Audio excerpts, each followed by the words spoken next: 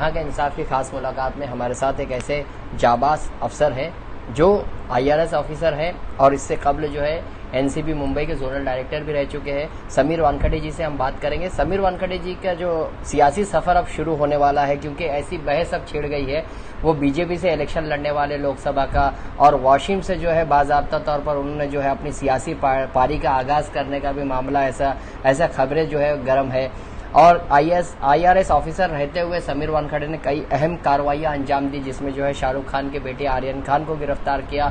उसके बाद कई ऐसे ड्रग्स स्मगलर थे, उनको गिरफ्तार किया। ऐसे कई ड्रग्स फरोश थे बम्बई शहर में जो अंडरवर्ल्ड से कनेक्शन रखते थे, जैसे चिंकू पठान और दूसरे गैंग को जो है बेनकाब किया।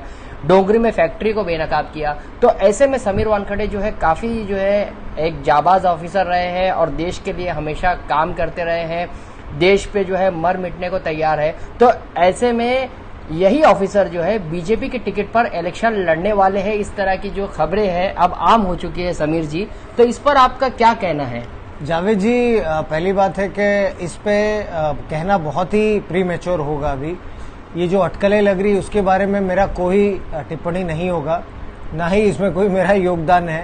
ये जो खबरें चल रही है तो इसके बारे में मैं कहना बहुत ही प्रीमेच्योर और बहुत ही जल्दी है। जिस तरह से यानी बात की जा रही है कि आपने जो है RSS हेडक्वार्टर में भी दौरा किया था, गोलवालकर की जो है वो समाधि पर गए थे और वहीं से जो है ये अटकलियां शुरू हो गई, ये कयास आराइयां लगाई गई कि समीर वानखेड़े जो है बीजेपी से इलेक्शन लड़ेंगे और वो जो है वाशिम में सरगर्म आप नजर आ रहे हैं। पिछले 2 से 6 महीने से देखा जाए तो आपने वाशिम में कई अहम प्रोग्राम किए हैं और कई तकरीब में हिस्सा लिए जहां लाखों की भीड़ जमा हो जाती है आपके पहुंचने से।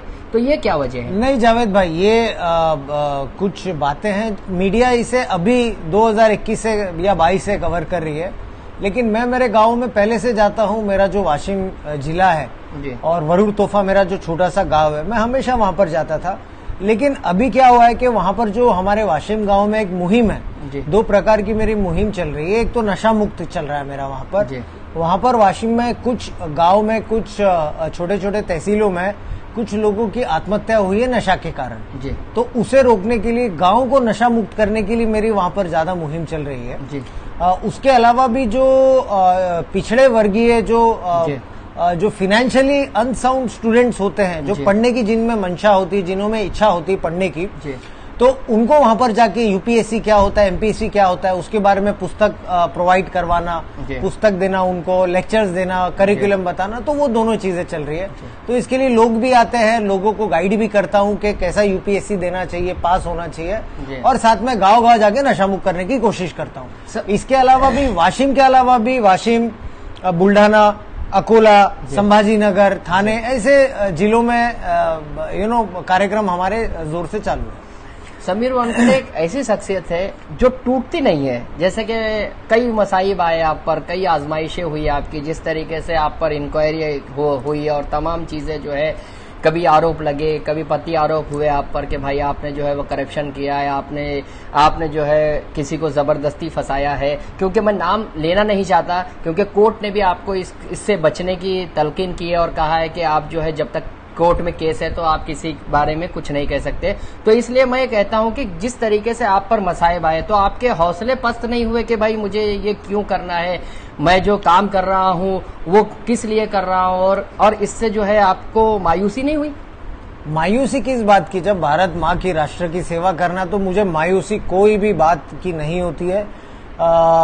इसके विपरीत मुझे तो काफी प्रोत्साहन मिलता है, मुझे तो काफी एनकरेजमेंट मिलती है। जैसे जैसे आरोप लगते थे, जैसे जैसे लोग आपके बारे में गलत बात करते, उससे मुझे और प्रोत्साहन मिलती है कि जितना भी आप लोग मुझे बेइज्जत या फिर डाउन करने की कोशिश करेंगे, मैं उतना अच्छा काम करूंगा और अपनी भारत माँ की सेवा करूंगा। हमने बाबा साहब अम्बेडकर, डॉक्टर भीमराव अम्बेडकर की भी जीवनी पढ़ी है। उसमें भी डॉक्टर बाबा साहब अम्बेडकर को तरह तरह की आजमाइशों में मुब्तला किया जाता था, उन पर जो है मसाइब लाए गए थे। उसी तरह से क्या आप उसी नक्शे कदम पर चल रहे हैं कि भाई लोगों को कहने दीजिए जो कहना उन्हें, लेकिन मैं जो है अपनी लाइन पर चलते रहूंगा? देखिए, मुझे सिर्फ 2 जनों को अपना, मृत्यु के बाद में 2 जनों को अपना चेहरा बताना है। एक तो मेरे भारत माँ को और एक मेरी असली माँ को। तो इन दोनों जनों को मुझे चेहरा बताना है। दूसरी बात है, हमारे जो भारत रत्न परम पूज्य डॉक्टर बाबा साहब अम्बेडकर जी है, तो वो तो मेरे खून में ही है जी। तो वो हमारे हर सांस में, हमारे खून में है। तो जैसा उन्होंने संघर्ष किया है जिंदगी में जी। अपनी जीवन में, तो उस प्रकार से मैं भी संघर्ष करता रहूंगा और सत्य की लड़ाई लड़ते रहूंगा। हमारे परम पूज्य डॉक्टर बाबा साहब अम्बेडकर के अलावा हमारे जो दूसरे आदर्श हैं छत्रपति शिवाजी महाराज जी। तो उन्होंने भी काफी संघर्ष किया अपनी जिंदगी में। एक हिंदी स्वराज का उन्होंने स्थापना की।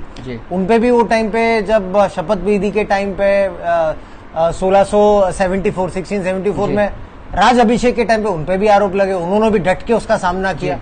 तो मैं तो बहुत ही छोटा इंसान हूं उनके सामने। जब मेरे आदर्शों ने ये सब चीजों का बहुत ही बहादुरी से किया और वो डगमगाए नहीं, वो अपने मार्ग से हटे नहीं, तो मैं क्यों हटूं?